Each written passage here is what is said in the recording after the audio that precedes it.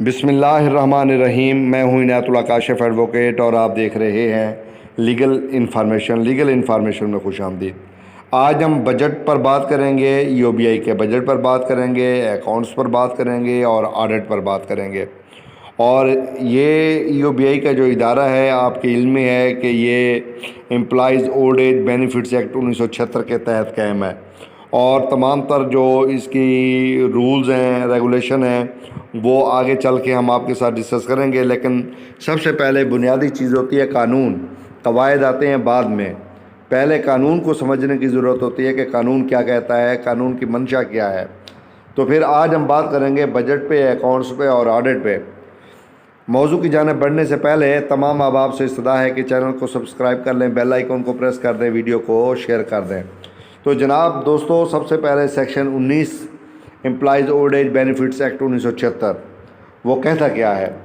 وہ کہتا ہے the institution shall drawn up annually a budget showing the anticipated receipts and expenditure during the following year and shall submit to it the board for the approval of the federal government. Employees Old Age Benefits Act کا جو budget ہوگا وہ کون تیار کرے گا؟ ادارہ تیار کرے گا، ہر سال تیار کرے گا، اور جس میں اگلے سال کے دوران متوقع وصولیوں اور اخراجات کو دکھایا جائے گا، اور اسے وفاقی حکومت کی منظوری کے لیے بورڈ کو پیش کرے گا، یعنی اس کی اپروول بورڈ دے گا۔ جیسے حال ہی میں EOBI کے بورڈ آف ٹرسٹیز کا اجلاس ہوا ہے اور اس میں سال 2022-23 کے بجٹ کی منظوری لی گئی ہے، تو وفاقی حکومت کی جانب پیش کرنے سے پہلے بورڈ سے منظوری لینی پڑتی ہے۔ اس کا طریقہ کار قانون میں بتا دیا گیا ہے۔ اب اس کا سب کلاس 2 ہے، the institution shell maintain accounts of its income. ادارہ جو ہے وہ اپنی اکاؤنٹس کو مینٹین کرے گا، انکم کے حوالے سے جو اس کے انکم ہے اس کے اکاؤنٹس کو مینٹین کرے گا، اینڈ ایکسپینڈیچر، اور ایکسپینڈیچر کے اکاؤنٹس کو بھی مینٹین کرے گا۔ In such form and manner as may be prescribed, ایسے طریقہ کار سے، ایسے فارم میں، طریقہ کار سے جو کہ وضع شدہ ہیں، جو تجویز کر دیے گئے ہیں، یعنی رولز میں بتا دیے گئے ہیں۔ اب اس کے بعد اس کا آتا ہے جناب نمبر 3، وہ ہے جی the books of accounts of the institution shall be balanced on the 13th of July each year and its accounts shall be audited by the auditors approved by the federal government at such time and in such manner as may be prescribed۔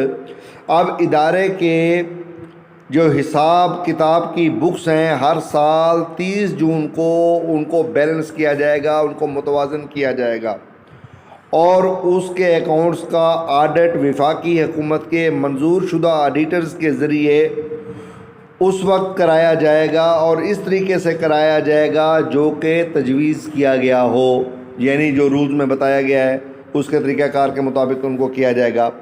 اب جناب auditor کیا کریں گے؟ The auditors shall at all reasonable times have access to the books of accounts and other documents of the institution and may for the purpose of the audit call for such explanation and information as they may require and may examine any principal or other officer of the institution۔ Auditors کو ہر مناسب وقت پر ادارے کے accounts کی کتابوں یعنی books کو دیگر دستاویزات تک رسائی حاصل ہوگی، اور وہ آڈٹ کے مقاصد کے لیے ایسی وضاحت اور معلومات طلب کر سکتے ہیں جس کی انہیں ضرورت ہو، اور وہ کسی پرنسپل یا دوسرے افسر کا جائزہ لے سکتے ہیں۔ جو بھی ادارے کا افسر ہوگا اس کا وہ جائزہ لینے کے مجاز ہوں گے۔ اس کے بعد جناب اس کی کلاس 5 کہتی ہے the auditors shall forward to the federal government their report. Auditors جو اپنی رپورٹ مرتب کریں گے وہ جناب فیڈرل گورنمنٹ کو فارورڈ کر دیں گے، بھیج دیں گے، with N audit copy of the accounts of the institution. Auditors جو ہے ادارے کے کھاتوں کی آڈٹ شدہ کاپی کے ساتھ اپنی رپورٹ جو ہے وہ وفاقی حکومت کو بھیجیں گے، بھیجنے کے قانوناً پابند ہیں۔ تو جناب یہ ان کے بجٹ کا طریقہ کار، اکاؤنٹس کا طریقہ کار اور آڈٹ کا طریقہ کار۔ یعنی ادارہ اپنے جو بجٹ ہے اس کی منظوری بورڈ آف ٹرسٹیز سے لے گا، ادارہ اپنے انکم اور ایکسپینڈیچر کی بکس کو مینٹین کرے گا، ان بکس کو جو ہے ہر 30 جولائی، ہر سال کی 30 جون کو ان کو متوازن کیا جائے گا، بیلنس کیا جائے گا۔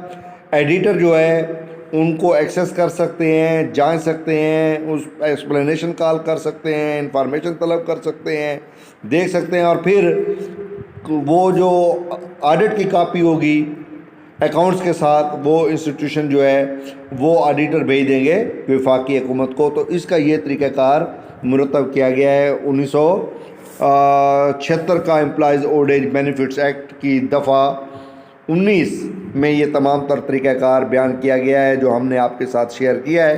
اگر آپ کا کوئی سوال ہو تو آپ ضرور کر سکتے ہیں، انشاءاللہ ہم آپ کے سوالات کے جوابات دینے کے پابند ہیں اور ضرور جواب دیں گے۔ ویڈیو دیکھنے کا بہت بہت شکریہ۔